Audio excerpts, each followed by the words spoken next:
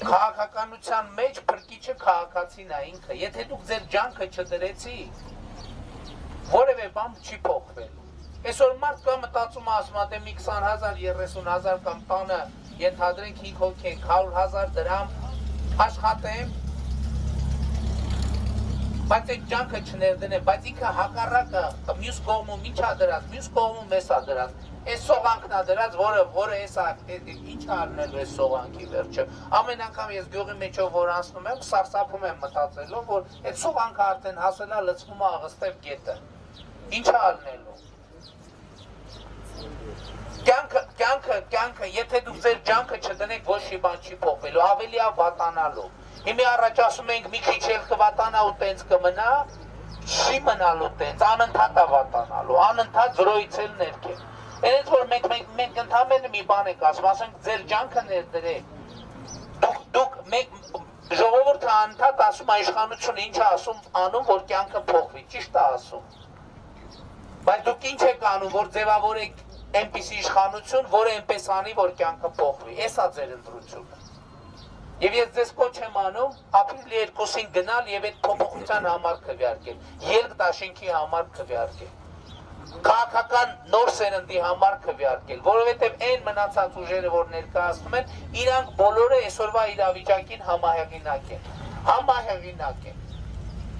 Մեր պարագայում Արամ Սարգսյանի համար են ասում, որ վարչապետ է եղել, Արամ Սարգսյանը ճգնաժամային տերորիստական իրավիճակում եկել է 6 ամիս վարչապետ է աշխատել եւ իր ամենամեծ առաքելությունն է եղել, որ Հայաստանի Հանրապետությունում քաղաքացիական պատերազմ չլինի եւ ինքը այդ խնդիրը լուծել է։ 6 ամսում ոչ մեկը ընդ որում այդ խորհրդարանական մեծամասնությունը, որը պետք է իր կողքին կանգնել, որ փոփոխություններ տեղի ունենան, այդ խորհրդարանական մեծամասնությունը մեկը պագոն ստացավ, մեկը փող ստացավ, մեկը բիզնես ստացավ, ամեն մեկը այդ նույն խորհրդարանական մեծամասնությունն է, որ այսօր գոյություն ունի, ըստ էության նույնը։ Մենք ասում ենք քվեարկենք փոփոխությունների օգտին, քվեարկենք, որ դուք որպեսզի հնարավորություն ունենաք այս իշխանությունից պահանջել ինչ-որ բան, ինչ եմ տենց ասում, որովհետև երբ որ գալիս են ձեր 30,000 դրամը տալիս են թողում գնում,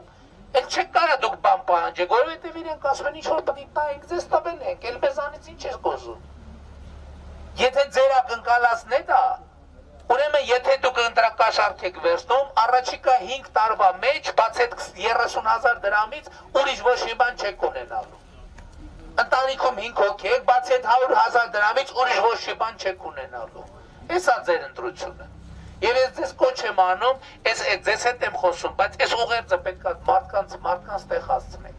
Որ մարդիկ ասում են մեզնից ինչ է կախված, ամեն ինչ կախված է ձեզանից, ամեն ինչ կախված է ձեզանից։ Կախված է ձեզանից, թե մեր հավաքներին քանի մարդ կգա, մեկ էլ ասում են վախում եք, ինչից եք վախում, այս ժողովրդի հայ-հայը գնացել է վայ-վայն է մնացել, ինչից եք վախում։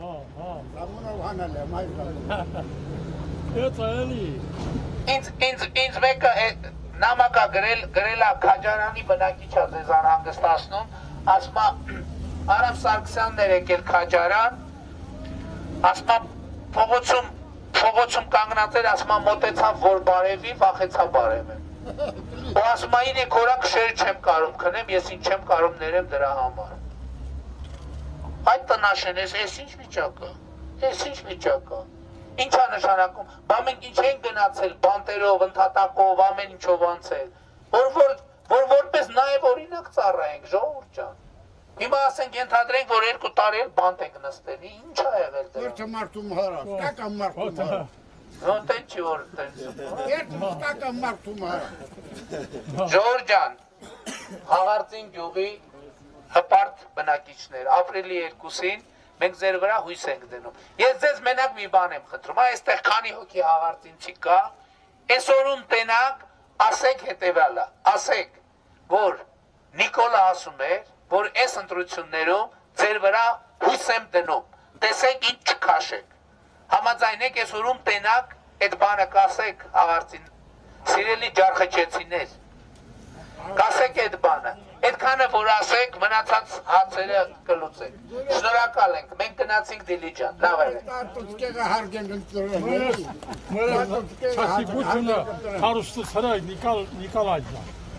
Չասիբ են, կախկացեմ։ Դուք մեզ ձեր ձայներով հարստացրեք։ Կանանք անպայման խուզածն է տա մղկանակ